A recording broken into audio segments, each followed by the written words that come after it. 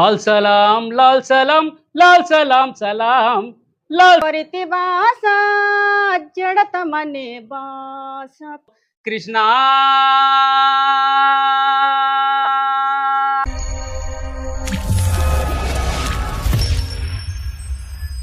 Feel చేసేది ఏంటంటే సాంస్కృతిక రంగానికి సంబంధిత కావచ్చు, గద్దర్తోటి సంబంధం కావచ్చు, జన్నాట్య మండలి కావచ్చు, చేతనాట్య మండలి కావచ్చు, ఏంటిది అసలు ఎట్లా, దానికోసం ఏమన్నా మీరు ప్రశ్నలు అడగండి, దానికి మనం డిస్కస్ చేసుకోవచ్చు.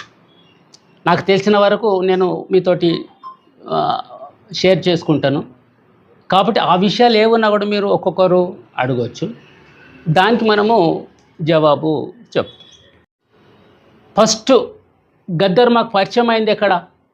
మేము 77లో ఎన్నికల బహిష్కరణ అని ఫస్ట్ ఒక క్యాంపెయిన్ తీసుకుంది. అప్పుడు పార్టీ అప్పుడు తీసుకున్నది. అందులో గుంటూరుకు పోవాలి ఓ 3 నెలలు. మా ఊరు నుంచి ఇక్కడ యాప్రాల నుంచి నేను, ఇతను బాబు, మా క్లాస్మేట్ ఈయన, ఇద్దరం కలిసి మేము 3 నెలలు గుంటూరు గ్రామాలలో ఎన్నికల బహిష్కరణ క్యాంపెయిన్ పాటలు పాడుతూ క్యాంపెయిన్ చేయడం జరిగింది.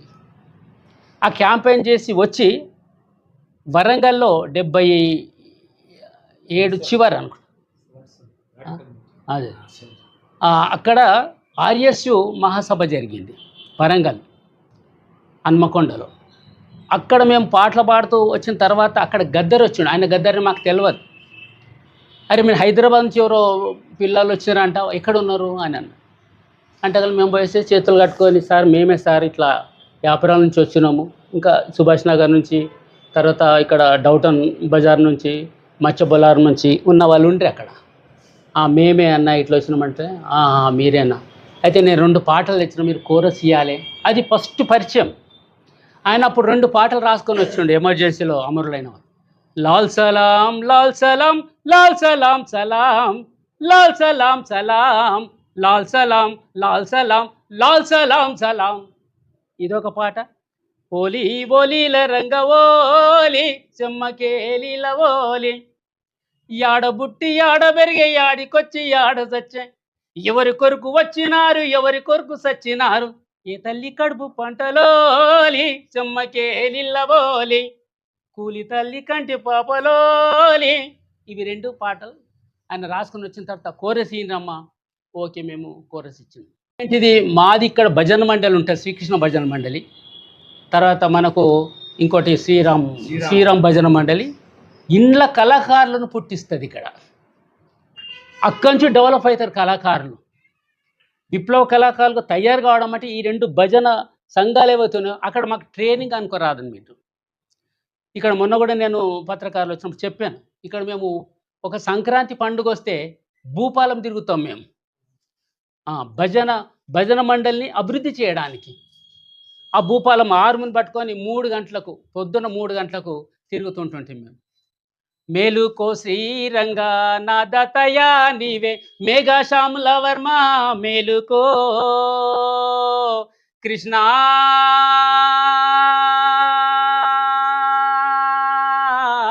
మేలుకో. ఇట్లా పాటలు పాడుతూ పాడుతూ పాడుతూ ఊరంతా తిరుగుతుంటే 14 రోజులు తిరగాలి. సంక్రాంతి రోజు, సంక్రాంతి పండుగ రోజు ఆ ఫోటో పెట్టుకొని, శ్రీరాముని ఫోటో శ్రీకృష్ణుని ఫోటో పెట్టుకొని అందరి దగ్గర పోయేసి ఇట్లా పట్టుకొని అందరి దగ్గర పోయి ఫండ్స్ అడుగుతుంటుంది. ఫండ్స్ అడిగి ఆ ఫండ్స్, వచ్చిన ఫండ్స్ను భజన మండలిని అభివృద్ధి చేయడానికి అది ఉపయోగిస్తుండే. అక్కడున్న ప్రెసిడెంట్స్, అక్కడున్న అధ్యక్షులు, వాళ్ళందరూ ఒక టీం ఉంటుండే, అది వాళ్ళు దానికి ఉపయోగిస్తుండే. అట్లా ఇక్కడ కళాకారులం తయారైనాం మేము. కళాకారం తయారవుతున్న సమయంలోనే గద్దర్ ఇక్కడ ఒకసారి ఫస్ట్ నేను స్టడీ చేస్తున్న సమయంలో చిన్నగా ఉన్నాము. ఆయన వచ్చి ఇక్కడ ఏం చెప్పిండంటే అల్లూరి సీతారామరాజు బుర్రకథ చెప్పాడు. అల్లూరి సీతారామరాజు బుర్రకథ చెప్పి ఆయన ఏం చెప్పిండంటే, మీరందరూ ఆపరేషన్ చేసుకోవాలి, అప్పుడైతే ఈ భారతదేశం బాగుపడుతుంది అని దాంట్లో చెప్పిండు ఆయన. మేమనుకున్నాం, మరి ఈయన అల్లూరి సీతారామరాజు బుర్రకథ మంచిగా చెప్పిండు, కానీ ఆపరేషన్ చేసుకోమంటాడు ఏంది అసలు, ఫ్యామిలీ ప్లానింగ్ ఏంటిది అసలు, గిది చెప్తుండే ఏంది అసలు ఈయన అని మాకు ఆ కథ విన్న తర్వాత మంచిగా ఉండే. తర్వాత ఈ ఫ్యామిలీ ప్లానింగ్ అన్న తర్వాత మా కొంత అరే ఈయన ఏంటిది అసలు గిట్ల చెప్తుండు అనేది కొద్దిగా వ్యతిరేకం ఉండే అప్పుడు. అదొక పాయింట్.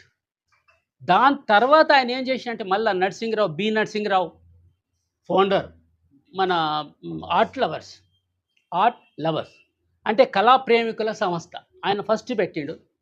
ఆ కళా ప్రేమికుల సంస్థనే 1972లో జన్నాటి మండలిగా 72 మేలో జన్నాటి మండలిగా అది అభివృద్ధి చెందడం జరిగింది. వాళ్ళు ఏం చేశారు మళ్ళీ గద్దర్తోటి మళ్ళీ వాళ్ళు ఇక్కడ ప్రోగ్రామింగ్కి వచ్చిండ్రు. అప్పుడు ఏమైందంటే గద్దర్ ఒక విప్లవ భావాలతోటి వాళ్ళు ప్రోగ్రామ్ ఇచ్చిండ్రు. ఆయన ఒక నాటకం వేసిండు అన్నట్టు, యాదగిరిగుట్ట ఏంటి అసలు యాదగిరిగుట్ట అంటే ఏంటిది అని ఒక బిచ్చగాని పాత్ర వేసేసి ఒక అట్రాక్ట్ చేసిండు. ఇది బాగున్నది, పాటలు కూడా బాగున్నది, ఇది బాగున్నది వీళ్ళది. అట్లా మేము మెల్లమెల్లగా అట్రాక్ట్ కావడం జరిగింది. అట్లా అట్రాక్ట్ అయిపోయి ఇక మేము మెల్లమెల్ల ఇట్లా పాటలు ఉన్న తర్వాత మన డౌటన్ బజార్లో నందు అంటే ఆయన ఒక ఆయన ఉండే, ఆయన పాపం ఇప్పుడు చనిపోయాడు. ఆయన రెగ్యులర్గా మా ఊరుకు వస్తుండే. ఆయన ఒక నందు ఆయన పేరు, నందు కదా. నందు అంటే ఆయన ఏమంటుండే అంటే ఎన్ అంటే మీకు తెలుసా, నక్సలైట్ నందు బై, నక్సలైట్ నందు అనొచ్చు కదా మీరు అని అంటుండే. మేము నవ్వుతుంటుండే, అరే గట్ల అంటారా బై మీరు అంటే అనొచ్చు కదా అని అంటుండే అప్పుడు ఆయన. అంటే అప్పుడు ఒకటి నక్సలైట్ అనే పదం ఏదైతుందో ఒక ఇంపార్టెంట్ ఒక ఏమంటే ప్రాముఖ్యత కలిగిన పదంగా ఉండే అప్పుడు. నక్సల్బరీ మూమెంటు 67 మేలో ఏదైతే నక్సల్బరీ 25కు నక్సల్బరీ జరిగిందో అది ఒక ఇన్స్పిరేషన్ ఉండే. అందుకే నక్సలైటు అంటే ఒక పెద్ద ఇది. తర్వాత మేము కథలు కూడా ఈ గద్దరు ఏదైతే ఇక్కడ వరంగల్ ప్రోగ్రాం అయిపోయిన తర్వాత మమ్మల్ని కాంటాక్ట్ చేయడం జరిగింది. ఈ ఊరు నుంచి నేను, తర్వాత మచ్చబలం నుంచి దయ, తర్వాత ఓల్డ్ అల్వాల్ నుంచి సుదర్శన్, ఈ నలుగురము. దయ ఏం చేస్తాడు, డోలకిస్ట్ దయ, ఆయనను ఢిల్లీలో పట్టుకొని ఆయనను టార్చర్ చేసి చంపేసి ఇక్కడ బొల్లారం మహాబోధి స్కూల్ దగ్గర పడేశారు. మీకు అందరికి కొంతమంది తెలిసి ఉండొచ్చు విలేకరుల మిత్రులకు. అదొకటి. ఆయన మంచి డోలకిస్ట్. అంటే ఆయన డోలకు మేము ఆయన ఇంటర్వ్యూ చేసినాం జన్నాట్య మండలికి వచ్చిన తర్వాత. ఎట్లా నువ్వు నేర్చుకుంటే దొడ్డికి పోతుండే ఆయన. దొడ్డికి పోతున్నప్పుడు ఆ డబ్బా మీద కొడుతుండే ఆయన. దొడ్డికి డబ్బా, అప్పుడు డబ్బా పట్టుకపోతురు కదా, ఆ డబ్బా మీద కొడుతుండే ఆయన. దాని తర్వాత ఏం చేసి మెల్లగా భజన మండలి, ఆయన కూడా భజన మండలే. ఎక్కడైతే మంచబొల్లారు భజన మండలి నుంచి ఆయన డోలకిస్ట్గా తయారైండు. సుదర్శన్ ఏదైతే సుదర్శన్ కూడా భజన మండలే. అక్కడ ఓల్డ్ వాళ్ళ భజన మండలి, ఆయన పాటలు పాడుతుండే, ఆయన కూడా ఇళ్ళకి వచ్చిండు. వచ్చిన తర్వాత ఏం చేసి నక్సల్బరీ బిడ్డల ఒగ్గు కథ రాసిన తర్వాత గద్దర్ ఏం చేసినట్టే అక్కడ మేము ప్రోగ్రామింగ్కి పోయినాము వరంగల్లో, వడ్డేపల్లిలో ప్రోగ్రాం. ఆ వడ్డేపల్లిలో ఏమైందంటే గిరాయిపల్లి అడవుల్లో 4 విద్యార్థులను ఏదైతే కాల్ చేసిండ్రో అంటే సూరపనేని జనార్దన, సుధాకర్, ఆనందరావు, మురళీమోహన్, వాళ్ళ దాంట్లో ఈయన బిచ్చపతి అంటే ఆయనను కూర్చుని పెట్టి ఇంటర్వ్యూ చేసిండు ఈయన గద్దర్. ఇంటర్వ్యూ చేసుకుంటే మొత్తం రాసిన తర్వాత ఆయన ఏం చేసి నక్సల్బరీ బిడ్డల మొగ్గు కథ రాసిన ఆ రిపోర్ట్ అంతా తీసుకొని రాసిన తర్వాత ఇక మేము సుదర్శన్ జోకర్, నేను కథకొని రాజకీయం చెప్పాలి, గద్దర్ లీడింగ్లో, దయ డోలకిస్ట్. ఇట్లా మేము నలుగురం ఏదైతున్నామో నలుగురము మొత్తం అసలు మన ఆంధ్రప్రదేశ్ అప్పుడు ఉద్యోగం చేయడం కూడా మేము చేస్తుంటాం. ఆర్టీసీలో టెంపరవరీగా హెల్పర్గా నన్ను ఉద్యోగం చేస్తుంది. అది తర్వాత పర్మనెంట్ ఉద్యోగంగా వచ్చింది. వచ్చిన తర్వాత ఆ ఉద్యోగాన్ని ఇడిచిపెట్టేసేసి మేము ఫుల్ టైమ్గా వెళ్ళిపోవడం జరిగింది 80లో. అట్లా 77 నుంచి వచ్చిన తర్వాత 80లో మేము ఫుల్ టైం వర్క్ దీనిగా మార్పడం జరిగింది. ఆ ఫుల్ టైం పోయిన తర్వాత ఇక గద్దర్తోటి మా ప్రోగ్రామ్స్ అంతా గద్దర్తోటే.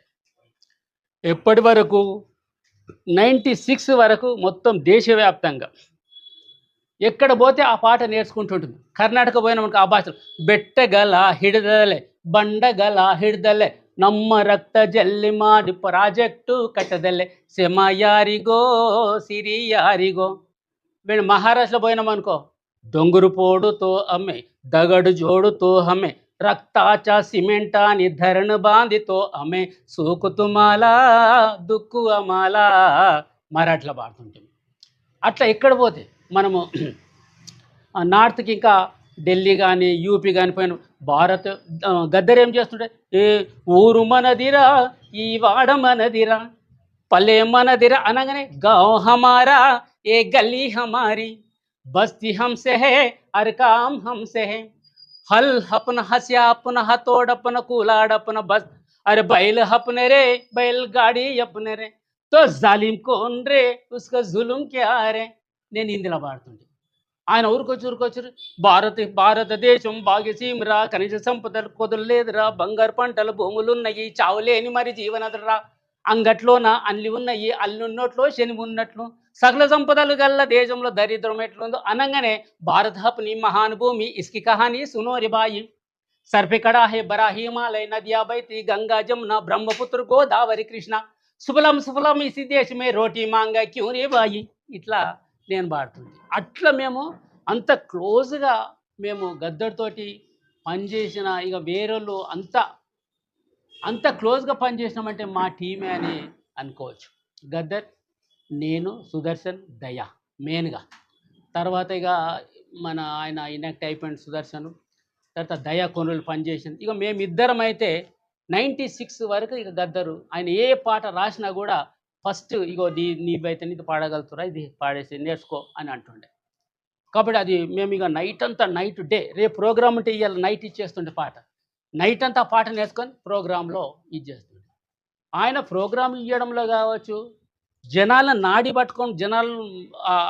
పట్టుకొని మాట్లాడడం కావచ్చు, ఒక పెద్ద విప్లవ కళాకారుడుగా మనము అన్ని మీరంతా పత్రికలు రాసిన ఆయన కోసం నేను కొత్తగా చెప్పాల్సిన ఏ విషయాలు లేవు. ఆల్రెడీ బుక్స్ కూడా వచ్చినాయి ఆయన మీద, చాలా విషయాలు పుస్తకాలలో కూడా రాసిండ్రు. కాబట్టి ఆయన దాని మీద నేను ఎక్కువ ఏం అవసరం లేదు మీకు. ఇక మా విశ్వవిద్యాలయానికి 96 వరకు మేము మొత్తం దేశవ్యాప్తంగా ప్రోగ్రామ్స్ ఇచ్చినాం. 96 మేము దళంలో అడవిలోకి వెళ్ళిపోవడం జరిగింది. తర్వాత అడవిలోకి వెళ్ళిపోయినాము. మా టీము ఏదైతే మా దివాకరు, తర్వాత రమేషు, విద్య, తర్వాత కుమారి, తర్వాత వంగపండు కూడా వచ్చి కలిసినండే. ఇట్లా ఒక టీం ఉండే మాది. దాని తర్వాత మెల్లమెల్ల వంగపండు వేరే ఇదైపోయిండు. తర్వాత దయాను అట్లా చంపేసేసిండ్రు. తర్వాత మన దివాకరు నల్గొండ సెక్రటరీ అయిపోయిన తర్వాత ఆయన ఎన్కౌంటర్లో ఆయన అమరుడు కావడం జరిగింది. తర్వాత రమేష్, మీకు తెలిసి డప్పు రమేష్ అనారోగ్య కారణంతో ఆయన అమరుడు కావడం జరిగింది. తర్వాత కుమారి కూడా అమరురాలైపోయింది అనారోగ్యంతో. విద్య, నేను ఎన్కౌంటర్లో మన పోలీస్ వాళ్ళు కూడా అడిగితే చెప్పిన, ఆ ఎన్కౌంటర్లో కూడా నేను వేరే దగ్గర పనిచేసుకుంటున్నా, ఫైరింగ్ జరిగింది. ఆమె అక్కడ 6. అందులో ఇక్కడ పనిచేసిన ధర్మన్న పోచాన్ అనే పేరు ఉంటుంది. ఆయన ఏది మన తెలంగాణ శ్రీకాంత్గా పేరుండే. ఆయన కూడా అక్కడ అమరుడు కావడం నల్గొండ కాదు, అమరుడు కావడం జరిగింది. వరంగల్ ఆయన అమరుడు కావడం జరిగింది. అట్లా వాళ్ళు మెయిన్ టీమ్స్ ఏవైతుండ్రో మా పక్కకున్న వాళ్ళే బాధాకరమైన విషయం. అంటే వాళ్ళు అమరులు అయిపోవడం జరిగింది. ఒక భారతదేశంలో అంటే ఏ కల్చర్ టీము దీంతో ఫేస్ చేయలేని కల్చర్ టీమ్గా వాళ్ళు డెవలప్ అయ్యిండ్రు. డప్పు రమేష్ అయితే ఒక మాస్టర్ డప్పు మీద, డప్పు ఏంటిది అని దాని మీద ఒక నోట్స్ రాసిండు ఆయన. తర్వాత దివాకర్ ఒక స్ట్రీట్ ప్లే, ఆయన MBBS చదివిండు. ఒక స్ట్రీట్ ప్లే ఎంత బాగా స్కిట్ తయారు చేస్తుండంటే, యాక్టింగ్ చేస్తే ఇక అంత బాగా యాక్టింగ్ చేస్తుండే. అట్లా వీళ్ళంతా లెజెండ్. ఆయన కూడా ఇప్పుడు మీరు రాస్తూనే ఉన్నారు, ఆయన కూడా ఒక లెజెండ్. ఇక అట్లా వీళ్ళందరూ కూడా ఏదైతే అంటే థియరీ ప్రాక్టీస్, వీళ్ళు థియరీ ఉన్నది అండ్ ప్రాక్టీస్ ఆచరణ కూడా వీళ్ళు పోయి తమ లైఫ్ ఏదైతుందో ఆ లైఫ్ను సాక్రిఫైస్ చేయడం జరిగింది. కాబట్టి అట్లా జననాట్య మండలి వస్తూ ఇక ఆఖరికి నిర్బంధం పెరిగిన తర్వాత మేమందరము లోపలికి వెళ్ళిపోవడం జరిగింది దళంలోకి. ఆ తర్వాత ఇక బయట డప్పు రమేష్ ఇక పాడుతూ ఉండే, ఆయన కూడా అనారోగ్యంతో అమరుడు కావడం జరిగింది. దాని తర్వాత ఇక అంత ఇదిగా లేకుండే. మేము లోపలికి పోయిన తర్వాత కూడా తెలంగాణలో జననాట్య మండలి దళమే ఉండే. ఆ దళానికి నేనే నాయకత్వం వహించిన. అది సాయుధంగానే ఉంటుండే. ప్రోగ్రాము ప్రజలలో పోయి సాయుధంగానే పాటలు పాడుతుంటాం. ఎన్నో పాటలు అవి అక్కడ కూడా రాయడం జరిగింది, పాడడం జరిగింది ప్రజలలో. ఒక చెంప కొడితే రక్తం, చిన్న పాప మామూలుగానే హాస్పిటల్కు పంపిద్దామనేసి కరీంనగర్లో ఒక ఊర్లో పెట్టాం. మేమే మాట్లాడి, చిన్న పాప అంటే ఒక 17 ఇయర్స్ ఉంటుండదు, ఆమె చాలా చిన్న పాప. కథం తీసుకుపోయి పట్టుకొని చంపేశారు ఆమెను ఎన్కౌంటర్లో. ఆమె మీద ఒక చెంప కొడితే రక్తం, ఒక చెంప కొడితే పాలు, చిదిమితే పాలు కారే చిన్నారి ప్రాయం నీది, నీకు నూరేళ్ళెట్లా నిండేనో చెల్లెలా ఓ సిన్ని సారమ్మ అని దాని మీద కూడా అక్కడ జన్నాటం పాటలు రాయడం జరిగింది. ఇట్లా మెయిన్గా మీరు దృష్టిలో పెట్టుకోవాల్సి కల్చర్ థీమ్కి సంబంధించింది. అంటే విప్లవ సంస్కృతి ఏదైతుందో అప్పుడు ఉన్న దాన్ని పట్టుకొని ఆ పాటలు ఇవన్నీ కూడా రాయడం జరిగింది, ప్రోగ్రాం ఇవ్వడం జరిగింది.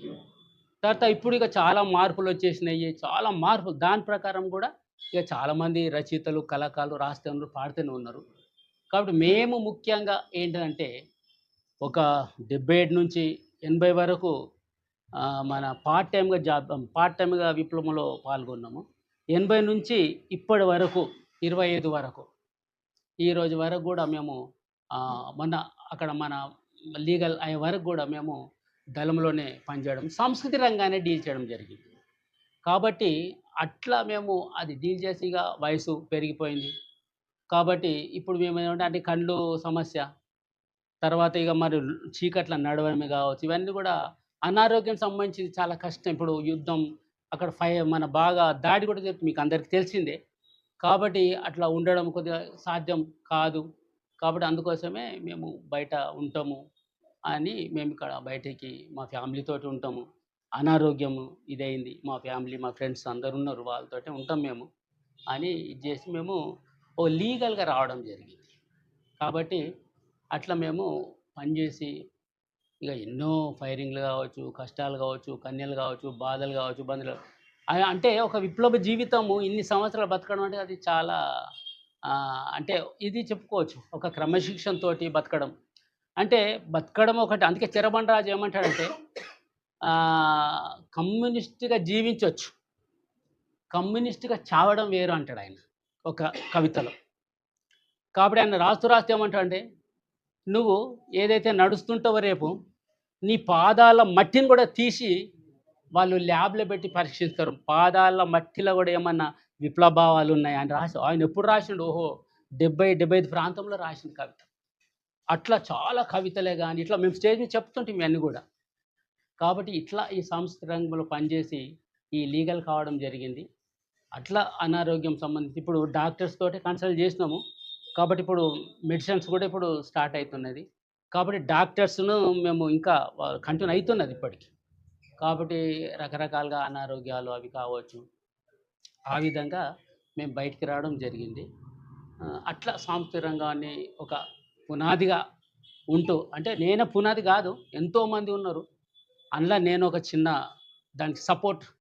ఇప్పుడు ఇప్పుడు ఆ రామాయణం భాషలో చెప్పాలంటే ఉడత ఏదైతే ఇసుక తీసుకొచ్చి అందులో కట్ట వేసినట్టు ఇసుక వేస్తుందో అట్లా నా వంతు బాధ్యత కూడా నేను అట్లా నిర్వర్తించి ఇట్లా బయటికి రావడం జరిగింది అని మీరు అర్థం చేసుకుంటారని మనవి చేస్తున్నాను మిత్రులారా.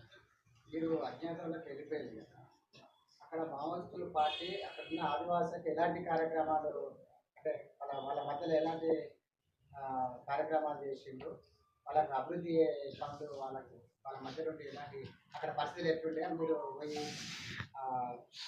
వాళ్ళ సమస్యల విషయంలో ఎట్లా పోరాటం చేసింది అనేది మీరున్న సందర్భం. అయితే మెయిన్గా మన మిత్రుడు అడిగిన దానికి ఏంటంటే మేము ప్రధానంగా సంస్కృతి పరంగా చెప్తాను. సంస్కృతి పరంగా ఏంటిదంటే మన పార్టీ పోకముందు వాళ్ళకు మహిళలకు జాకెట్ పెళ్లి కాగానే జాకెట్ తీసేద్దు సంస్కృతి పరంగా. కాబట్టి మనం అక్కడ పార్టీ పోయిన తర్వాత జాకెట్ ఎందుకు తీస్తారు? పెళ్లి కాకముందు జాకెట్ వేస్తారు, పెళ్ళి అయిన తర్వాత జాకెట్ తీసడం ఏంది అసలు అని వాళ్ళ దాంట్లో ఒక చర్చ పెట్టింది సంస్కృతి పరంగా. కాబట్టి అట్లా చేసి జాకెట్లు వేసే విధంగా మనం అక్కడ చేయడం జరిగింది. పార్టీ తరఫున, మన సంఘాల తరఫున, సంస్కృతి పరంగా సిఎన్ఎం తరఫున కూడా ఒకటి. రెండోది ఏంటంటే అక్కడ మహిళలు గుడ్లు తినొద్దు. అసలు గుడ్లు 29 రకాల విటమిన్స్ ఉంటాయి. ఒక గుడ్డులో 29 రకాల విటమిన్స్ ఉంటాయి. ఆ గుడ్లు మహిళలు తినొద్దు. ఎందుకు తినొద్దు అనే ఒక ప్రశ్న. అంటే ఒక ఫ్యూడల్ సంస్కృతి అన్నట్టు. అంటే గుడ్లు మహిళలు తినొద్దు, పురుషులే తినాలి. ఆ మహిళలు ఎందుకు తినొద్దని పార్టీ నుంచి, సంఘాల నుంచి, సీఎం నుంచి ఒక పాటలు పాడుతూ చర్చ పెడుతూ తినొచ్చు, ఏం కాదు అని అదొకటి చేయడం జరిగింది. సంస్కృతి పరంగా ఇంకేంటిదంటే మహిళలు మంత్లీ ఉంటే వాళ్ళకు సపరేటు అడవిలో గుడిసె వేస్తారన్నట్టు. వీళ్ళు ఇంట్లో ఉండొద్దు, ఆ గుడిసెలో ఉండాలి. అక్కడ వచ్చి ఒక్కొక్కసారి నైట్లో అక్కడనే పండుకోవాలి వాళ్ళు. పాము కలిసి చనిపోయిన మహిళలు కూడా ఉన్నారు అక్కడ పడుకుంటే. అంటే అంత ఇదన్నట్టు ఒక కల్చర్ పరంగా. అరే ఎందుకు అసలు ఆ ప్రకృతి పరంగా వచ్చేది కదా మహిళలకు. కాబట్టి వాళ్ళు ఇంట్లో ఉంటే ఏమవుతుంది, ఇంట్లో వండొద్దు అసలు వాళ్ళు ఇంట్లో ఉండొద్దు. ఆ గుడిసెలు అరే ఎందుకు మీరు అక్కడ చనిపోతారు కదా చెప్పి చెప్పి చెప్పి దాన్ని కూడా మార్చడం జరిగింది. తర్వాత ఏ మహిళనన్నా సంతకు పోతే 4 పురుషులు కలిసి ఆమెను ఎత్తుకొని వెళ్ళిపోతారు. ఎత్తుకొని పోయి ఇంట్లో పెట్టేసుకుంటారు. నాకు నచ్చింది, నేను ఇక ఆమె నాతో ఉండాలి అని పెట్టేసుకుంటారు. దాన్ని అంటే ఆమె మనసు ఏంటిది మరి, నీకు నచ్చింది సరే, మరి ఆమెకు నచ్చాలి కదా నువ్వు. ఇది డిస్కషన్ పెడితే అది ఎత్తుకపోవడం ఎందుకు? నేను నచ్చితే ఇద్దరు మాట్లాడుకోండి, పెళ్లి చేయండి, పెళ్లి చేసుకోండి. మీరు వాళ్ళ తల్లిదండ్రులు, మీ తల్లిదండ్రులు పెళ్లి చేసుకోండి అని. తర్వాత ఏం చేస్తారు వారు, ఇప్పుడు మన వడ్లు పోసే ఒక అలాగ సపరేటు గుడిసె ఉంటుంది. అందులోకి మహిళలు పోనీయరు. ఎందుకు పోనీయరు అని చర్చ పెట్టినాం. అంటే మహిళ పోయి ఆ వడ్లు తీస్తే ఈ మహిళ ఇక్కడ ఉండదు కదా, పెళ్ళి వెళ్ళిపోతుంది, ఈ వడ్లు కూడా అక్కడ వెళ్ళిపోతాయి అనేది వాళ్ళది ఒక నమ్మకం. అంటే మహిళ పోతే వడ్లు ఎందుకు వెళ్ళిపోతాయి, తప్పు కదా అని ఒక చైతన్యవంతంగా పాటలు, చర్చ ఇవన్నిటి దీనిగా చేసి అవి కూడా మనము మార్చడం జరిగింది. ఇట్లా తర్వాత ఏం చేస్తారు వాళ్ళు, మహిళలు ఎంతో అసలు కష్టం చేస్తారు. ఒక నాగలి దున్నుతారు కానీ విత్తనాలు వేయొద్దు. తర్వాత అదేమంటారు, వడ్లు తీసుకొచ్చి పెడతారు చూడు, కళ్ళంలోకి రావద్దు.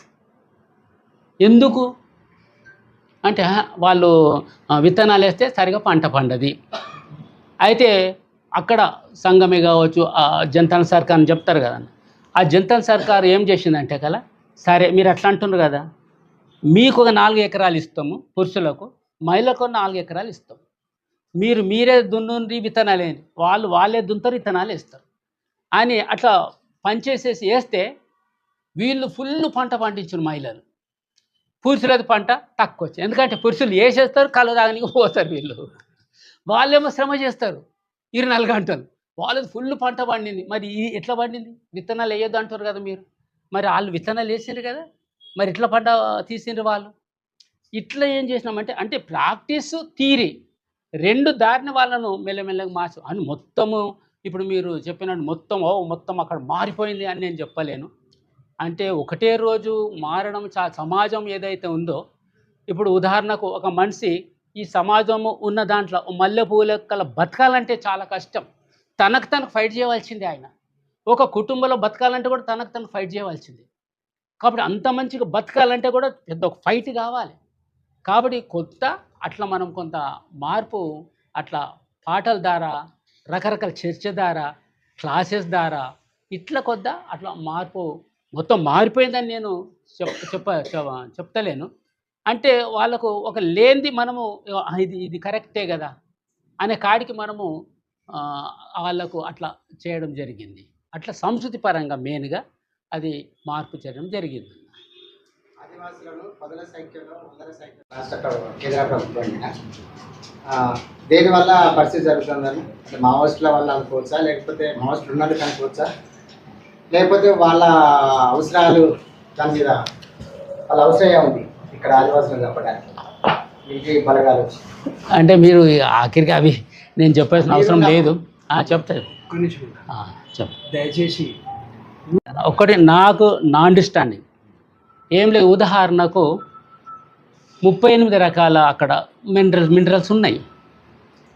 ఇప్పుడు ఉదాహరణకు హస్దేవ్ అని అడవి ఉన్నది. హస్దేవ్ అడవిలో ఏంటంటే వాళ్ళు సర్కారు అంబానీ వాళ్ళ అదాని వాళ్ళకి ఇది ఇచ్చింది. వాళ్ళు ప్రకృతి ఖరాబ్ అయిపోతుంది, చెట్లు నరకొద్దని సర్కార్ అంటుంది కదా. ఒకటే రోజు 1,00,000 చెట్లు 8 లక్షల చెట్లు నరకాలంటే ఇప్పుడు అక్కడ అది అది మెయిన్.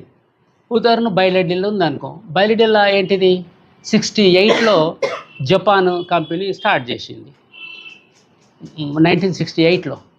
ఇప్పుడు ఒక్క సంవత్సరానికి 26,000 కోట్ల రూపాయల ఆమ్దాని వస్తున్నది ఒక్క బయలడిల్లకు. కాబట్టి ఈ బస్తర్లో ఉన్న సంపద ఏదైతే ఉందో వాళ్ళు తీయాలనుకుంటారు, ఆ మినరల్స్ తీయాలనుకుంటున్నారు. మన మినరల్స్ తీయాలని దానికి వ్యతిరేకం కాదు, మరి ఆదివాసులు కూడా ఉండాలి కదా అని ఒక ప్రశ్న అంతే. మేము దాన్ని సంస్కృతి పరంగా మన అమరే బస్తర్ సబ్సే సుందరు దేకో దేకో రే దేకో దేకో రే మెహనత్ కష్ దిల్ వాలే ఆదివాసి రే హమ్ ఆదివాసి రే जंगल में चांदी रे बैल डिला डिला नहीं खनिजों का किला रे सबसे सारी जंगल में बुका क्यों रे प्यास क्यों रे अरे सबसे सारे जंगल में बुका क्यों रे प्यास क्यों रे అని పాటల ద్వారా తీసుకోవాలి. కాబట్టి ఇట్లా రకరకాలుగా ఇప్పుడు మాతోటి ఉన్న చేతనాట్యం కళాకారులు ఒక ట్రైనింగ్ పెడుతున్న వర్క్షాప్ తుపాకులు ఉండే వాళ్ళకు, కళాకారులకు మెజార్టీ కళాకారులకు తుపాకులు ఉండేవి. వర్క్షాప్ పెడుతున్నాము, రచయిత పాటలు రాయాలి అని రాస్తుంటే దాడి జరిగింది, 8 మంది 9 మంది చనిపోయింది. అట్లా ఎక్కడైనా కూడా అది ఆ దాడి అట్లా అంటే ఒక సత్యం చెప్పనికి సత్యం సారు ఎన్కౌంటర్ జరిగింది. కాబట్టి అట్లా సత్యము అక్కడ మాట్లాడింది, వాళ్ళు అట్లా చేయడం జరిగింది. అయితే వాళ్ళకి ఏంటి ఇప్పుడు పోలీసులకి ఏంటంటే వీళ్ళందరూ కూడా అక్కడున్న వెపన్స్ పట్టుకున్న వాళ్ళే అని వచ్చి ఫైర్ చేసి ఉండొచ్చు, ఇక చెప్పలేము అక్కడ. కానీ లాస్ అయితే వెపన్ లేని వాళ్ళు అక్కడ లాస్ అయింది. వర్క్షాపు కావచ్చు, పాటలు రచేటప్పుడు వర్క్షాప్ అంటే పాటల వర్క్షాప్, సిఎన్ఎం వర్క్షాప్ దానికి సంబంధించి అట్లా అక్కడ అది జరగడం అవుతుంది. జేఎన్ఎం టీంలో మీకు గుర్తింపు తెచ్చినటువంటి చాలా పాటలు పాడారు, కాకపోతే మాకు తెలియదు సంజీవని పాడిండా ఇది అనేది చాలా పాటలు మేము విన్నాం, మేము కూడా కనుక మీకు మంచి సంజీవే పాడగలుగుతాడు ఈ పాట అనే అటువంటి పాట అంటే ఇక అట్లా చెప్పడం కష్టం కదండి. అంటే అన్ని ఈ పాట నేనే పాడగలుగుతాను చెప్పలేము కదా, ఇంకో ఆయన కూడా పాడవచ్చు దాన్ని. అయితే నాకు స్టేట్లో గుర్తింపు వచ్చింది మాత్రము మన 78 అనుకుంటా, రాడికల్ యువజన సంఘము కాన్ఫరెన్స్ జరుగుతుంది. మేము ఇట్లనే టీం పోయినాము మన గుంటూరులో. అక్కడ మొత్తం మా కాన్ఫరెన్స్కు బహిరంగ సభ జరుగుతుంది. ఆ బహిరంగ సభలో అందరూ పాట పాడతారట, నాకు పాట ఇచ్చాను. ఇట్లనే సమిష్టి ఉంటుంది కదా, పాట ఇస్తే నేను అప్పుడు ఏం పాట అంటే, సుఖాలాంటి సుక్కల్లో లక్షలాది సుక్కల్లో నువ్వు ఏ సుఖాల ఉన్నావన్నో మాయన్న జనార్దన, ఆ పాట పాడినింటి. అది ఇక అప్పుడు బాగా ఎవరు కుర్రోడు వచ్చిండు 78లో కాబట్టి, అరే ఒక కుర్రోడు హైదరాబాద్ నుంచి వచ్చిండు అక్కడ పాడుతున్నాడు రా అంటే అక్కడ ఆంధ్రలో ఇదైంది అప్పుడు ఆ పాట పాడిందారు. తర్వాత ఇక మా గద్దరు ఏం చేస్తుంటే ఈయనకి ఏ పాట చూడిపోతే అని చెప్పి ఇది నేసేసుకోరా అంటే కదా ఆయన పక్కకే ఉన్నింటి మేము. ఈ లిస్ట్ పెట్టిన తర్వాత ఆయనతోటి ఇక మేము ఆయన ఏ పాట రాసినా డిస్కషన్ చేస్తూ రాస్తుండే, తర్వాత ఇచ్చేస్తుండే మాకు. అట్లా ఎన్నో పాటలు. ఉదాహరణకు మనం బాగా ఇక నేను పాడే పాటలు కొన్ని ఉన్నాయనుకో, దండాలో సోమన్న కొంగంటి సోమన్న దండాలో సోమన్నం ఎర్రెర్ర దండాలన్న ఎర్ర దండు దండాలన్న దండాలో సోమన్న కొంగంటి సోమన్న దండాలో సోమన్న, ఇదొకటి.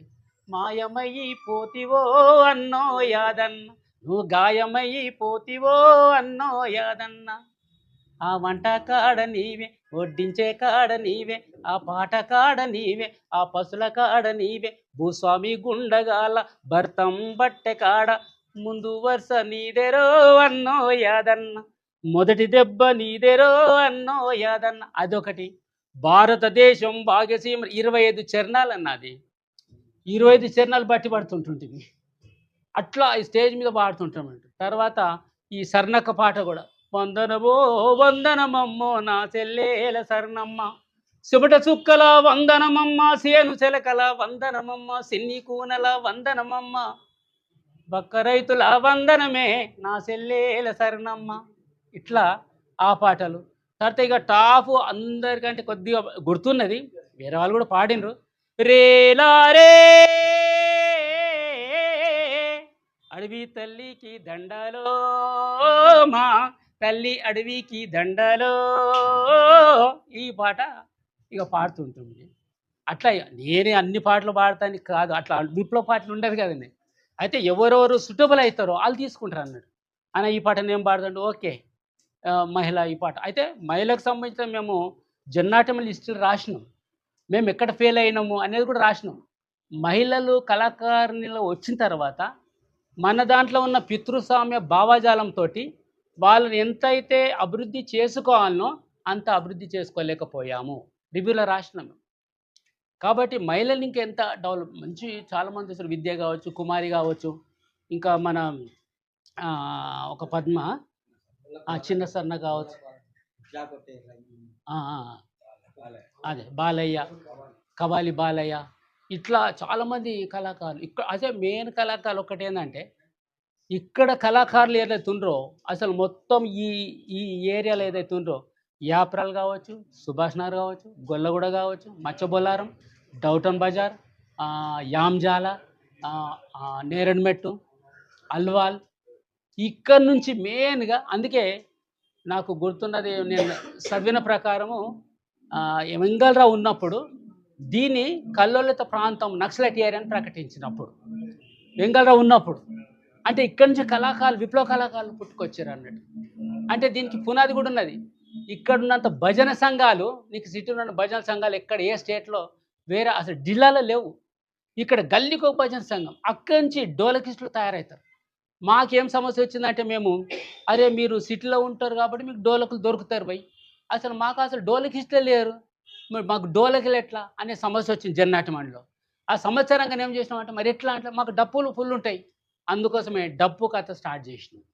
నక్సల్బర్ బిడ్డమే డప్పు మీద కొట్టుని, మీరు డప్పు ఈజీ కదా అని డప్పు ప్రాక్టీస్ ఇచ్చి ఆ డప్పు మీద మనం ఆ పాట, ఆ కథను చెప్పడం జరిగింది. అట్లా పాటలు అనేటివి చాలా, అంటే వేలాది పాటలు. గద్దర్ రాసినది ఒకటి, గద్దర్ రాసిన పాటలు ఇంకా చిన్న చిన్న సుధా అంటే ఆయన రాసిండు ఒకటి. నేను లేని భూమి ఎట్లే తిరుగుతుందని, నేల విడిసి కామ్రేడు, నేల విడిసి సాము చెయ్యకు నా కామ్రేడు, చనిపోయాడు. సుధా అంటే ఆయన శుద్ధాల దానైనా శుద్ధ దేవయ్య, ఆయన ఆదిలాబాద్ జిల్లా. మంచి పాటలు రాసిన. నా సిన్ని తమ్ముళ్ళారా, శంకరన్న వారసులారా, శంకరన్న దారుల మీరు చెరికై పోరండయ్యో, ఆయన రాసిన పాటలు. చాలా పాటలు రాసిన ఆయన. అట్లా ఒక కేసీ అంటే అని మా దాంట్లో, ఆయన కూడా వరెవరెవరు కూలన్నా ఇంకా లేవరో, ఆయన రాసిన పాట. చుక్కల్లో కలిసాడు శ్రీసి, ఆయన రాసిన పాట. ఇట్లా చాలామంది అన్నట్టు. అంటే ఏమైపోయింది, ఇక్కడ గద్దర్ దగ్గర ఉంటాం కాబట్టి ఇవన్నీ గద్దర్ రాసిండేమో అనే కాడికి వెళ్ళిపోయింది. చాలామంది కళాకారులు, చాలామంది రచయిత. ఇప్పుడు ఇక్కడనే డౌటన్ బజార్లో ఆయన పేరు ఏం పేరు, రైల్వేలు పనిచేస్తారు, రాములు. ఇప్పుడు పండుగ మీద రాసిన, పండుగొచ్చిందే గణపతి పండుగొచ్చిందే, పట్నం లష్కర్లో చాలా పెద్ద పండుగంట. ఇట్లా ఆయన సూపర్ పాటలు రాసిండు. మాకు మన నిజామాబాద్లో వ్యాస్ ఉండే, వ్యాస్ అరెస్ట్ చేసిండు మమ్మల్ని ప్రోగ్రామ్ ఇవ్వకుండా, మీరు ఇక్కడ పాటలు పాడొద్దు అని గద్దర్ మాతో అరెస్ట్ చేస్తే, ఆయన ఏం చేసిండు, ఇక్కడ ముయ్యకురో మూసి తినాని మురువకు కొడక, పాడేటోళ్ళను మూసినమంటే పట్టణాల్లో చిచ్చు పుట్టిరా, ఆడేటోళ్ళను మూసినమంటే అడవుల్లోన అగ్గిపుడి రాసేసాడు. అంటే సింపుల్ రాసేసారు అన్నట్టు. ఈ కళాకారులు, రచయితలంతా ఎట్లా అంటే ఉంది, మట్టిలో మాణిక్యాలు వీళ్ళంతా. అందుకోసం అంత సింపుల్గా వాళ్ళు రాసేయగలిగారు. అంటే అసలు తెలంగాణనే ఒక పెద్ద ఏమంటాం మనం, అది ఒక తరగని గని విప్లవ కళాకారులకు, విప్లవ కళాకారులు కాదు, కళాకారులకు. ఉదాహరణకు ఇప్పుడు మన తెలంగాణ వచ్చినంత గోషుగంగడి వేసాను. మేము వ్యాసం కూడా రాసినాం, ఆంధ్రజ్యోతిలో రాసినట్టు. ఆంధ్రజ్యోతిలో వచ్చింది వ్యాసం. వీళ్ళు వచ్చిన తర్వాత మీ గోషుగంగడి మేమే తెచ్చినాం. అసలు గోషుగంగడి తెచ్చింది మేము 78లో నక్సల్బరీ ఒగ్గు కథ ఎట్లా చెప్పుదాం అని చర్చ జన్నాటమంలో. చర్చ వచ్చిన తర్వాత మరి ఆ డిల్లెం బల్లం పట్టుకోవాలి, తర్వాత పెద్ద తాళాలు ఉంటాయి అవి పట్టుకోవాలి, తర్వాత ఒగ్గు పట్టుకోవాలి, ఒగ్గు కథ అంటున్నాం, ఒగ్గు పట్టుకోవాలి. సేమ్ దాని లెక్కల గజ్జలు ఒక్క కాలుకు 300 గజ్జలు కట్టాలి. ఒక కాలుకు అంటే 300 300 600 గజ్జలు అని ఏం చేసినాం అట్లా అంటే, అరే ఎట్లా చర్చ వచ్చింది, 600 గజ్జలు ఎడగడతాం, ఎగనికి రాదు మనకు, వాళ్ళు కట్టుకున్నారు అది తక్కువ చేసుకుందామని తక్కువ చేసినాం. ఒక 100 గజ్జ 100 కట్టుకుంటే అయిపోతుంది, అవి తక్కువ.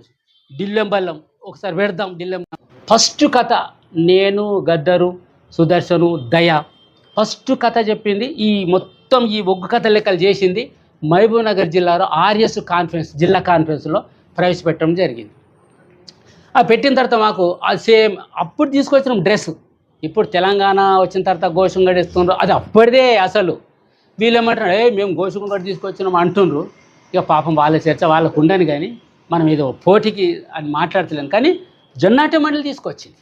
జొన్నపటి నరసింహరావు, గద్దర్ వాళ్ళు ఎట్లా అసలు తీసుకోపోదాం అంటే, గరీబోళ్ళు ఎవరు, మనం గరీబోళ్ళ కోసం చెప్తాం. కాబట్టి ఒక గొల్ల ఆయన గరీబుగా ఉంటాడు, అసలు ఏముండదు పే మీద, పుట్టి గొంగడేసుకుంటాడు, రుమాలు పెట్టుకుంటాడు, గోసిగాడతాడు, చలో అది తీసుకుందాం చలో అని చర్చ వచ్చి అది తీసుకోవడం జరిగింది.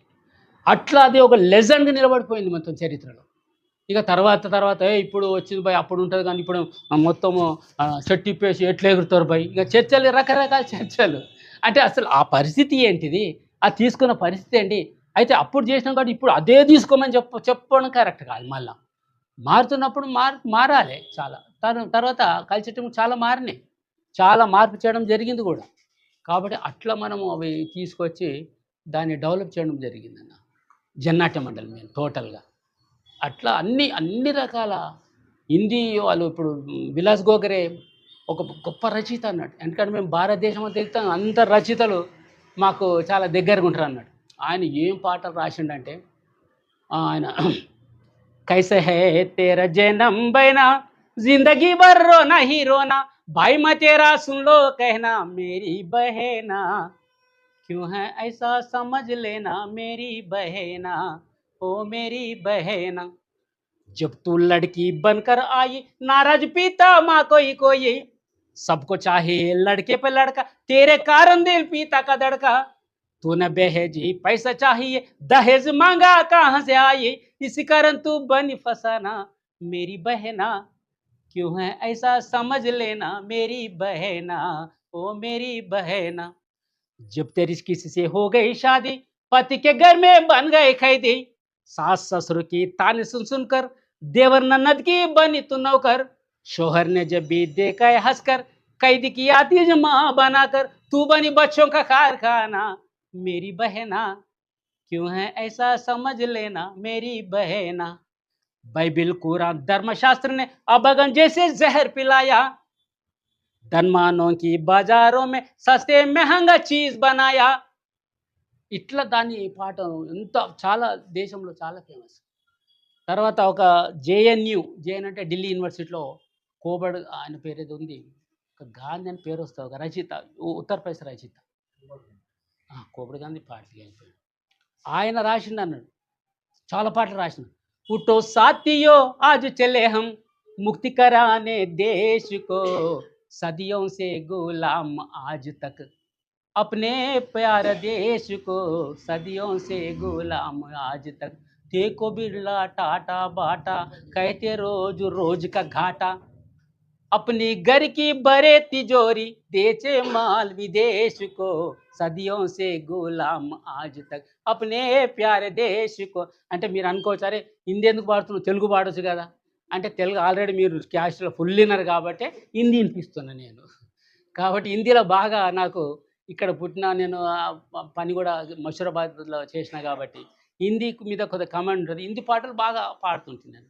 ఇంటికాడ ఉన్నప్పుడు కూడా అన్ని సినిమా పాటలు హిందీ పాటలే బాగా పాడుతుంది. ఇంట్లో వచ్చిన తర్వాత కూడా తెలుగు పాటలు హిందీ పాటలు కూడా. ఇక ఈ తెలుగు పాటలు మా ఖాళీ మన ఆంధ్రప్రదేశ్లోనే, పక్కకు పోగానే నీకు అంతా హిందీ నడుస్తుంది కాబట్టి అట్లా హిందీ కూడా మనము నేర్చుకొని పాడడం జరిగింది. అట్లా మనము స్టార్ట్ జరిగింది.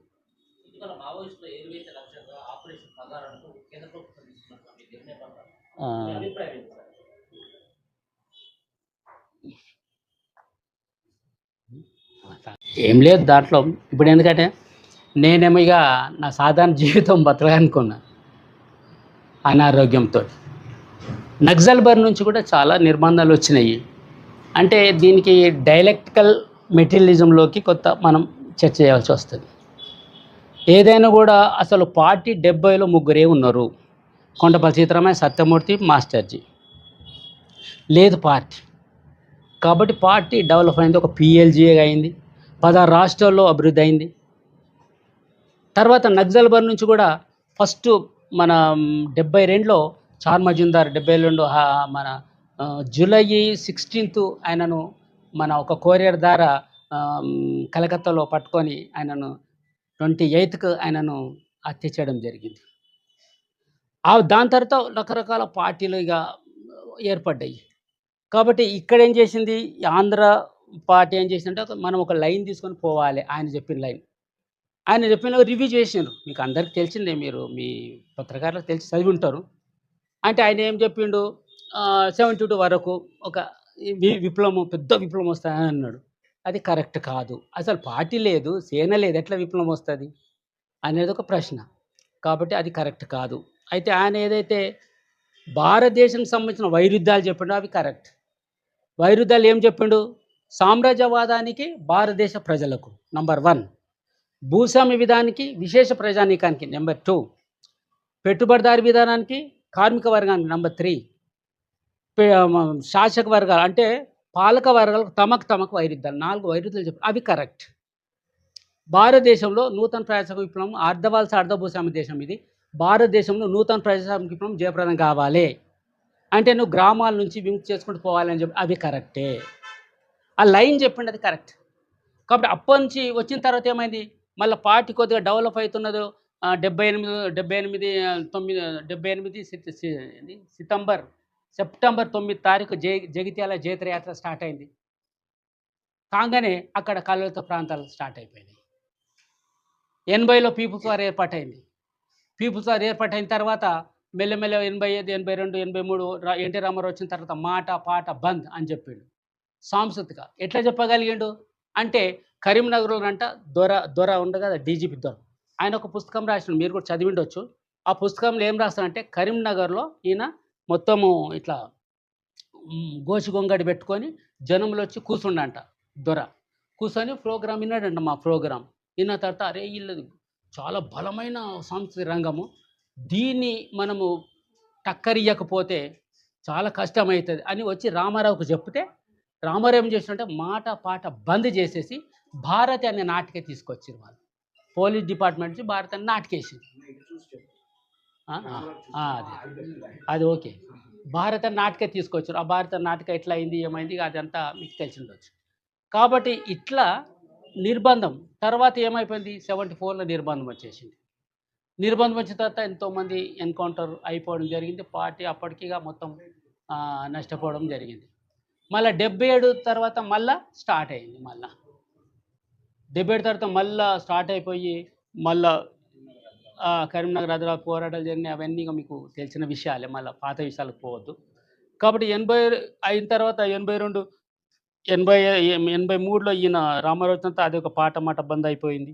అప్పుడు నిర్బంధమే. మళ్ళీ 90లో మళ్ళీ లీగల్ అవకాశాలు వచ్చినాయి. మళ్ళీ 90 లీగల్ వచ్చిన 92లో మళ్ళీ బిఎస్ఎఫ్ దాడి స్టార్ట్ అయిపోయింది.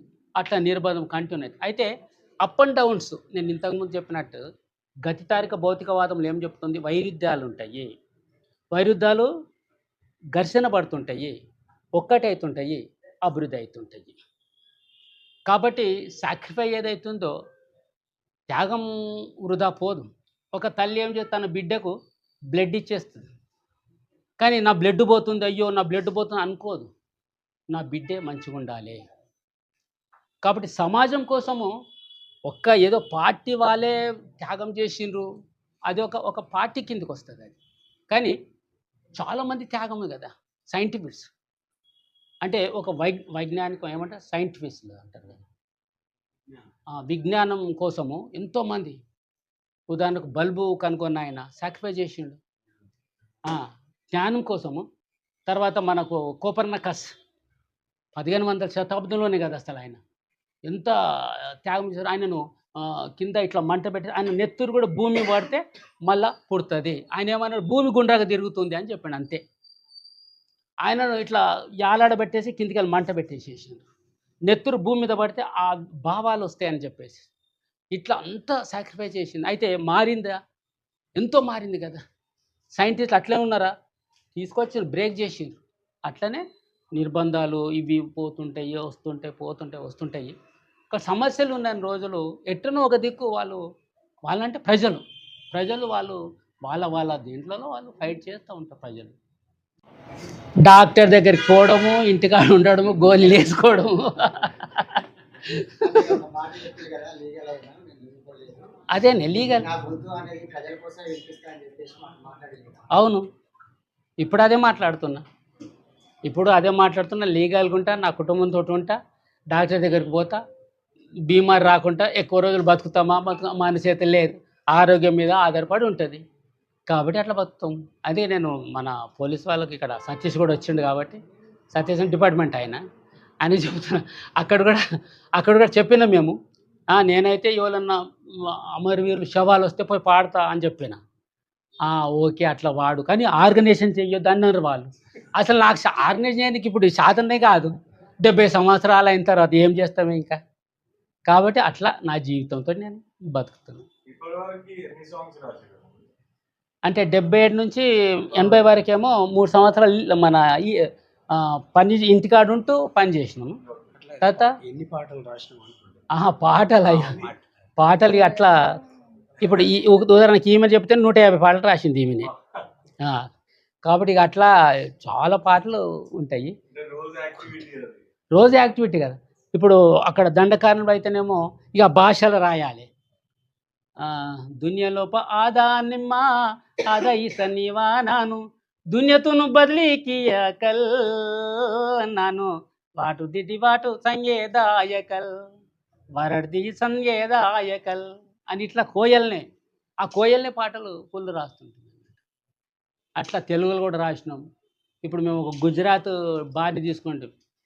ఫంకిడా మేరీ ఫంకిడా అని వాళ్ళు ఒక గర్భం మీద ఆడతారు అన్నట్టు. దాన్ని తీసుకొని చెల్లెలా ఓ జ్యోతెక్క జోహార్లు నీకు జోహార్లు ఇట్లా పాటలు ఇక ప్రాక్టీస్లో రోజుగా మనం పాటలు రాయడము, పాడడము, ట్రైనింగ్ ఇవ్వడము, అట్లా మనము అది కంటిన్యూ జరుగుతూనే ఉంటుంది. అయితే మెయిన్ వాళ్ళకు మన ఏదైతే ఉంటారో వాళ్ళకు తెలుసు, పాపం కింది వాళ్ళకి తెలియదు కదా. అందుకే బాధాకరమే. ఎందుకంటే వాళ్ళు సాక్రిఫైస్ చేసిన మన కోసము ఎంత ఉన్నారు. కాబట్టి అనారోగ్యం ఉన్నాం వాళ్ళు కూడా అన్నారు. వాళ్ళు కూడా ఎన్నోసార్లు అన్నారు, దాదా ఈ చీకట్ల కదా మీరు కనబడది, కష్టం కదా, మీరు ఉట్టిగా చచ్చిపోతారు అని అందరూ వాళ్ళు ఊకే. కానీ నువ్వు పో అని అనకపోతురు అన్నారు కదా వాళ్ళు. పాపం మనం ఒక నాయకత్వంలో ఉన్నాం కాబట్టి వాళ్ళు అట్లా అన్నారు కదా. చాలా వాళ్ళు ఆదివాసులు, వాళ్ళకు చేతులెత్తి దండం పెట్టాల్సి, వాళ్ళ కాళ్ళకు ముక్కవలసిందే. వైట్ పేపర్స్ వాళ్ళు నిన్ను ఒకసారి నమ్మిండ్రు అనుకో, ఇక నీకు ప్రాణం ఇచ్చేస్తారు. వాళ్ళు నిన్ను నమ్మలేదు అనుకో నీ దగ్గరికి రారు, అంతే. అది వాళ్ళది. కాబట్టి వాళ్ళకు ఇప్పటికి కూడా నేను వాళ్ళకు చేతులే దండ పెడతాను. ఇన్ని రోజులు నన్ను రక్షించిండ్రు, కాపాడినరు. వాళ్ళు కంటికి రెప్పల కాపాడినరు, అన్ని విషయాలలో నాకు సహకరించారు. వాళ్ళకి ఇప్పటికీ నేను ధన్యవాదాలు చెప్తున్నాను.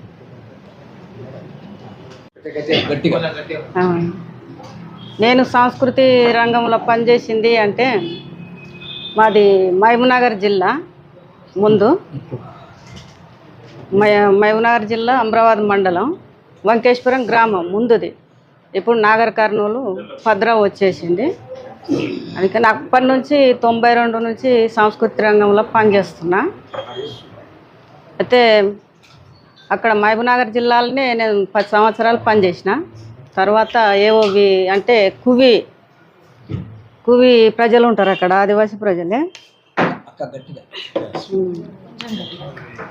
మహబూబ్నగర్ జిల్లాలో పనిచేసినప్పుడు నల్లమల్లల చెంచోళ్ళు అంటారు. నల్లమల్లలో 10 సంవత్సరాలు అటే పనిచేసిన. నల్లమల్లలో అంటే నల్లమల్ల ప్రజలు ఆ అడవి మీదనే ఆధారపడి, ఆ గోంద్ అంటారు జిగురు, అంటే అక్కడ వ్యవసాయం చేసుకోరు ప్రజలు, అడవి మీద ఆధారపడి బతికేవాళ్ళు. అక్కడ సంఘాలు పెడుతూ సంఘటితం చేస్తూ ఒక చైతన్యము చేయడములో అంటే అక్కడ వ్యవసాయం కూడా కొంత చేయడానికి వాళ్ళను ప్రయత్నం చేసినాం. మేము కూడా అక్కడ భాగస్వాములం అయినాము. అయినా కూడా అక్కడ వ్యవసాయముల అభివృద్ధి కాలేదు ప్రజలు. అయితే అక్కడ వాళ్ళ జీవనాధారము గోందు అంటారు, జిగురు ఆ చెట్లది తెచ్చుకొని అక్కడ సొసైటీ ఒకటి పెడితే అక్కడ ఇంత మిరపకాయలు ఇంత బియ్యం అవి తెచ్చుకొని అడవిలో వాళ్ళు కూరగాయలు అంతా ఏం లేవు, అట్లా బతికేటోళ్ళు. అంటే అక్కడ పాటలు కూడా చెంచుల దబ్బలు లేసినయి, దోపిడి గుండెలు వదిరినయి, మంత్రులతోని మాటలు కావు, మంత్రుల గుండెలు వదిరినయి. అంటే వాళ్ళు చెంచోళ్ళు చెట్ల కింద మాకు చదువులు లేవు, మాకు తిండి లేదు, ఇక్కడ కరెంట్లు లేవు, ఏం లేదు కదా, రోడ్లు లేవు. అంటే ప్రజలు బతకడానికి సంబంధించింది ఉన్నదంటారు, కానీ మేము అమాస చీకట్లనే బతుకుతున్నాము అని అక్కడ పాటలు. అంటే అక్కడ ఉన్న ప్రజలు ఒక మన పార్టీ అంటే చాలా ప్రేమతో, వాళ్ళకు తిండి లేదు కానీ వాళ్ళకు ఉన్న దాంట్లో మనకు కూడా పెట్టి, అంటే అక్కడ వాళ్ళ జీవనాధారముల మొత్తం అడవి మీద ఆధారపడేటోళ్ళు కాబట్టి వాళ్ళకి అక్కడ జనసంఖ్య కూడా చాలా లేదు. మీకు తెలుసు కదా, నల్లమల్ల అంటే మొత్తం జనాలను చెంచోళ్ళను మొత్తం బయటికి వెళ్ళగొట్టి అక్కడ ఇప్పుడు చెంచోళ్ళు బతికి, ఎందుకంటే ఆదివాసులు వాళ్ళ ఆజాదుగా బతికేటోళ్ళు వాళ్ళు అడవి మీద. అంటే వాళ్ళను అడవి నుంచి కూడా తరిమిరని మీకు తెలుసు. కువిల అంటే కువి జనాలు వాళ్ళ భాష వాళ్ళది మొత్తం కూడా జ్యువతి భాష కువిలోకు భాష రాకిని భాష మొలో ఉజ్జడివానే నీ భాష నీ జ్యువతి భాష మా కువిలోకు భాష జుహి అని భాష మా కువిలోకు భాష జ్యువతి భాష కువిలోకు భాష రాకిని భాష మొలో ఉజ్జడివానే నీ భాష మచ్చ హిల్లతి భాష మా కువిలోకు భాష నీ జ్యువతి భాష మా కువిలోకు భాష వరితి భాష జడతమనే భాష కువి భాష హింజి లజ్జా కిన్నెరి మచ్చ హిల్లతి భాష మా కువిలోకు భాష. అంటే మా భాష మాది మంచిది, తెలుగు భాష, హిందీ భాష, ఇంగ్లీష్ భాష కలిపి అందులో తెస్తున్నారు. మా భాష మాకు కావాలి అని అక్కడ పాటలు కూడా మన దప్పు రమేష్ అందరూ అప్పుడు రాసింది ఉన్నది అక్కడ పాడి. మేము కొన్ని రోజులు పని చేసినాం అక్కడ. అంటే అక్కడ ఉన్న సంస్కృతి రంగానికి సంబంధించింది ఆ పాటలు తెచ్చి వాళ్ళని సంఘటితం చేసి ఆ సంస్కృతిని బదిలీ చేయడానికి కూడా కొంత అందరిలో మేము కూడా కొంత ప్రయత్నం చేసినామని. ఇక్కడ దండకారణ్యం వచ్చినాకనేమో ఇక పోయేనే మావది తాళాలు పోజు మాలాలు పోజు లక్షమవదే సభే ముక్తికి ఎనమంతయం లక్షమవదే సభే ముక్తికి ఎనమంతయం మాదేస్తా మా జంత ఇది భూమి మావయే ఇది భూమి మావయే ఇది దేస్తా సంపాతి తిందనూర పొర్రోనే తుపై మనలు పోయిసి పుండకాలొరికినే దండాకారంలో పో నాటే నాటే మనాలే నాటే నాటే మనాలే గ్రామ రాజ్య కమిటీకి బనా కీసి మనాలే గరీబీ జంత ఎక్తతే సర్కారు సెలాకి కలే అని అక్కడ కోయల కొన్ని పాటలు రాసేవాళ్ళము.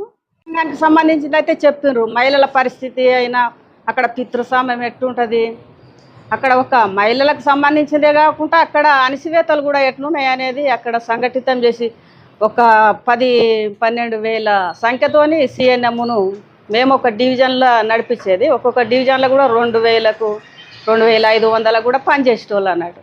అక్కడ గ్రామాలల్లో ఒక ఏరియాల డివిజన్ల ఆ డివిజను అధ్యక్షులు, ఏరియా అధ్యక్షులు, పంచాయత్ స్థాయి అధ్యక్షులు కూడా పనిచేసి మంచి పాటలు కింద కూడా మంచి పాటలు రాసేవాళ్ళు. మేమే కాకుండా కింద రాయించేటోళ్ళం, పాడించేటోళ్ళం. వాళ్ళు కూడా మంచి సంస్కృతి రంగంలో మంచి అభివృద్ధి చెందిండ్రు అనేది.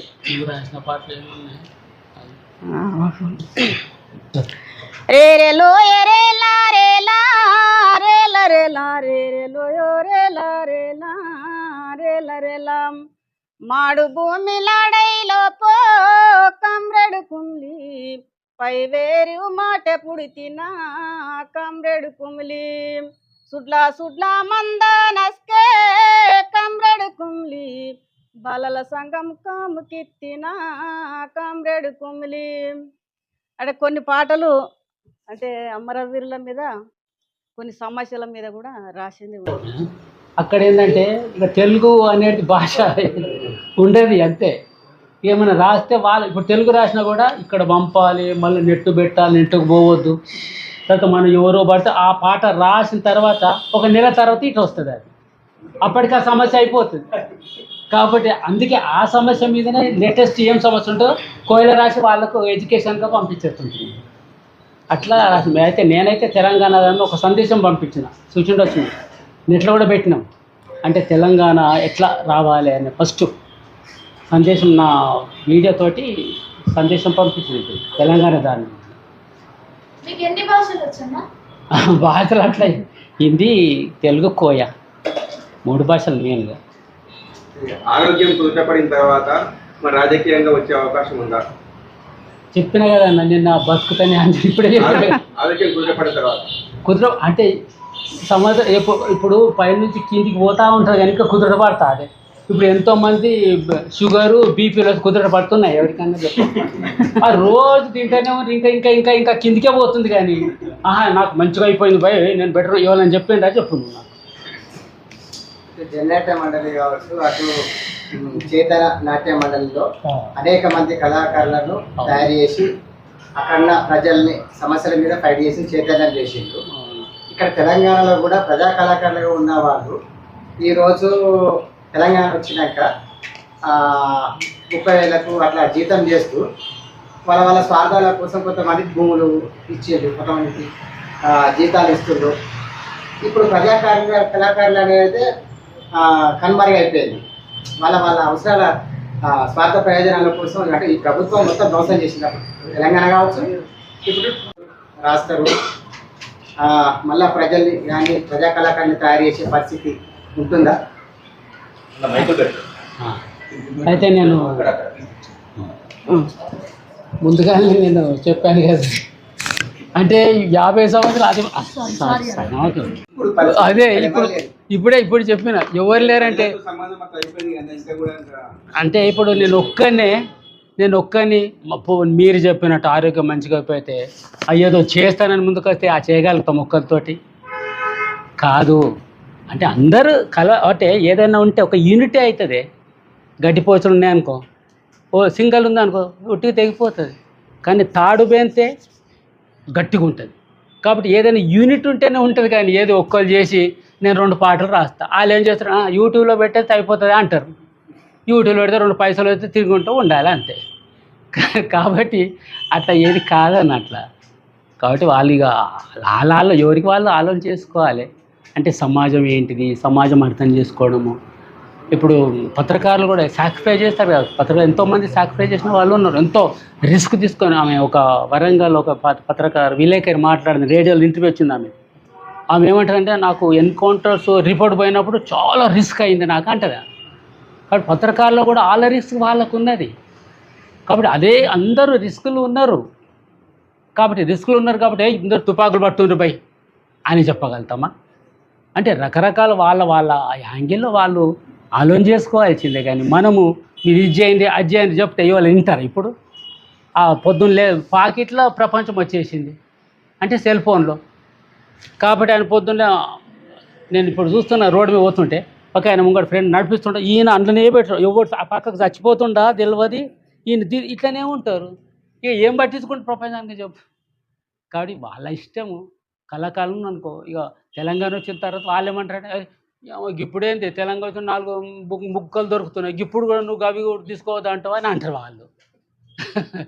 కాబట్టి వాళ్ళు ఆలోచన చేసుకోవాల్సిందే. మనం మీరు ఇది చెయ్యండి అంటే నేను ఇప్పుడు అది చెప్పనికి రాలేదు. మీరు అంతమంది కళాకారులంతా ఒక్కటి కానీ చలో ఇట్లా చేయాలి అట్లా నేను అట్లా రాలేదు. నేను ముందుగానే చెప్పిన నా అంటే అట్లా చెప్పని ఉంటే అందులోనే ఉంటుంటే కదండి, ఇటు ఎందుకు వస్తావా, ఇటు అక్కడ బెటర్ కదా. నాకు అంత బెటర్గా ఉంటే నాకు అక్కడ 50 సంవత్సరాలు నేను తుపాకి పట్టుకొని అక్కడనే ఉంటుండే బెటర్. అంటే ఈ ప్రపంచం కన్నా అక్కడ నాకు చాలా హ్యాపీ, ప్రకృతి పరంగా హ్యాపీ. మంచి నీళ్ళు, మంచి గాలి, మంచి మనుషులు, కపటం లేని మనుషులు, బెటర్. ఇటు ఎందుకు వస్తాను నేను, నాకు మంచిగా ఉంటే. కానీ నేనే ఆరోగ్యం ఇక్కడ ఇదైపోయి. కూడా తెలంగాణలో కూడా తెలుగు రాష్ట్రాల్లో కూడా సమస్యలు ఉన్నాయి కదా, దోపిడీ కూడా. తెలుగు రాష్ట్రాలు కాదే, ప్రపంచవ్యాప్త సమస్యలు ఉన్నాయి. ఒక్క తెలుగు రాష్ట్రాలు కాదు, ప్రపంచవ్యాప్తంగా సమస్యలు ఉన్నాయి. కాబట్టి ఆ సమస్యలు వాళ్ళ ప్రజలు వాళ్ళు వాళ్ళు ఆలోచన చేస్తారా, ఏం చేస్తారు ఇక వాళ్ళు. మేము అందుకోసం మాకు జనరల్ ఇది కూడా చర్చ వచ్చింది మీరు వేసిన ప్రశ్నలు. అంటే మనము ప్రతి దానికి ఉదాహరణ మనకు ఒక అతను ఏం చేసినంటే, మీరు చర్చ పెట్టాడు, మీరు ప్రతిదీ కూడా తుపాకీ కొట్టాలి, ఆయుధం పట్టుకోవాలి, కొట్లాడాలని చెప్తారు, అది ఎట్లా కరెక్ట్ అవుతుంది అన్నాడు. ఇక మేము గద్దరు ఉన్నప్పుడు మేము కలిసే ఉన్నాము. గద్దరు చెప్పిండు అన్నట్టు, ఇగోరా బాయ్, ఇంట్లో సీపురు గట్టు ఉన్నది, సీపురు గట్ట మహిళ ఏం చేస్తుంది, సాఫ్ చేయనికనే ఆలోచన చేస్తుంది. మేము దాన్ని ఏం చేస్తున్నాం, మడత పెట్టి దంచు అని చెప్తున్నాం. గంతే కదా, అది నువ్వు ఆయుధం పట్టుకో, అది పట్టుకో చెప్పినట్ట. సీపురు గట్టని రైతు నాగలు దున్తుండు, గడ్డపార ఉంటుంది, పార ఉంటుంది. నాయన పార తిరిగేయిరా, పార నాగలు దున్నికి భూమికి ఉపయోగపడుతుందనే తెలుసు ఆయనకు. మనం ఏం చేస్తున్నాము, అప్పుడు జన్నాటం ఉన్నప్పుడు పారను మడత పెట్టరా బాబు, నీ బతుకు మారుతుందని చెప్పినాం. గంతే, నువ్వు దాన్ని చెప్పొద్దంటే ఎట్లా రాబోయ్ అని అన్నాడు ఆయన. సామాజిక సమస్య కళాకారుడిగా అన్న నేను ముందుగా చెప్పిన. మళ్ళీ ఇప్పుడు అంత తెలుసు నాకు, సంస్కృతి అంటే ఏంటి ఇది తెలుసు. అంటే ఆయన జేమ్స్ పెట్రస్ రాస్తాడు కదా, జేమ్స్ పెట్రస్ ఏం రాస్తాడంటే, అసలు ఆ సామ్రాజ్య సంస్కృతిని అర్థం చేసుకున్నట్టు కమ్యూనిస్టులు అర్థం చేసుకోవాలని రాస్తాడు ఆయన. ఏంటిది, ఎందుకు ఆయన ఏమంటాడు, ఆసియా ఖండము, భారతదేశము బాగా వేడి ప్రదేశము, మన యూరప్ చల్ల ప్రదేశము, అక్కడ టైట్ జిండు పాయింట్లు వేస్తారు గర్రం ఉండనీకి, ఇక్కడ ఎండాకాలం జిండు పాయింట్ వేస్తారు స్టైల్కు. అక్కడ ఏం చేస్తారు, మొత్తం కోటు చల్ల మంచు పడుతుంటుంది, కోట్ వేస్తారు, టై కడతారు, ఇళ్ళకెళ్ళి గాలి పోకుండా, చల్ల గాలి పోకుండా. ఇక్కడ ఎండాకాలం మే నెలలో టై కట్టుకుంటాడు, కోట్ వేసుకొని పోతే ఆఫీసర్ లెక్కలు అనుకుంటాం. అంటే ఈ సంస్కృతి ఏదైతే ఉందో, ఆర్థిక దోపిడీ, సైనిక దోపిడీ, సాంస్కృతిక దోపిడీ కాకపోతే సామ్రాజ్యవాద దోపిడీ నడవదు అంటాడు ఆయన, జేమ్స్ పెట్రస్ అంటాడు. కాబట్టి నువ్వు చెప్పినట్టు సాంస్కృతిక దోపిడీ లేకపోతే నీకు ఏదైనా మైండే. ఉదాహరణకు మనకు రోజుకు 2300 క్యాలరీలు కావాలి ఒక మనిషికి. ఇప్పుడు మన లెవెల్కి ఏం చేసి మనం ఒక పిజ్జా తింటే 3000 క్యాలరీలు వస్తుంది. అంటే నువ్వు 2 రోజులది ఒకరోజు తింటున్నావు, కాబట్టి నీకు ఫ్యాట్ పెరగకపోతే ఏమవుతుంది, శ్రమ లేదు. 100 గ్రాముల చక్కెర తింటే 45 నిమిషాలు ఉరకాలి, ఉరుకుతున్నామా, అందుకే బీపీ వస్తే షుగర్ వస్తుంది. కాబట్టి ఇవంతా సంస్కృతి దాడి కదండి అదంతా. కాబట్టి ఇప్పుడు నాకు డప్పు రమేష్ అన్నట్టు ఒకసారి కలిస్తే, అన్న నువ్వు హైదరాబాద్లో 2 నెలలు ఉంటే నీకు షుగర్ వస్తుంది, బీపీ వస్తుంది అన్నాడు. ఎందుకే నేను రోజు ఎక్సర్సైజ్ చేస్తా అంటే, ఎక్సర్సైజ్ చేసిన వస్తుంది, ఎందుకంటే తిండి అంతా అదే ఉన్నది. ఆయన చెప్తాడు కదా, ఆయన స్పీచ్లో చెప్తాడు, మనకంట పట్టణాలు బతుకున్న వాళ్ళకు 2 కిలోల యూరియా తయారవుతుందట కడుపులో సంవత్సరానికి. అంటే నీకు అంత ఫుడ్ నుంచి వస్తుంది అంత విషయం, మరి ఎక్కడ ఉంటుంది ఇదంతా. ఇక వంత సమాజం అంతా ఇక ఉన్నది కాబట్టి అట్లా అవన్నీ కూడా మనము ఇప్పుడు నేను అందుకే నీకు చెప్పిన చూడు, సామ్రాజ్య సంస్కృతి తెలుసు, సామ్రాజ్యం ఏం చేస్తుందో తెలుసు, అన్నీ తెలుసు.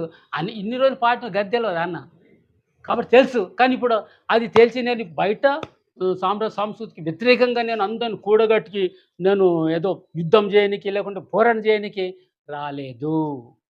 నేను ఇప్పుడు నా అనారోగ్యం లోపల ఉన్నప్పుడు బాగా ఏదైతే డ్యామేజ్ అయినా అనారోగ్యపరంగా వీటిని మంచిగా చేసుకోవడం, బతకడం, ఫ్యామిలీ 50 సంవత్సరాల యువలు. ఇప్పుడు మా అన్న పిల్లలు నాకు గుర్తుపడతలేరు, వాళ్ళు పరిచయం చేస్తుండ్రు ఇప్పుడు నాకు, ఈయనరా మీ బాబా 50 సంవత్సరాల ముందు పోయి. ఎందుకంటే వాళ్ళు ఎప్పుడు పుట్టిందో తెలియదు. ఇప్పుడు మా మదర్ 2001లో చనిపోతే, 2001లో చనిపోతే నాకు 2005లో తెలిసింది.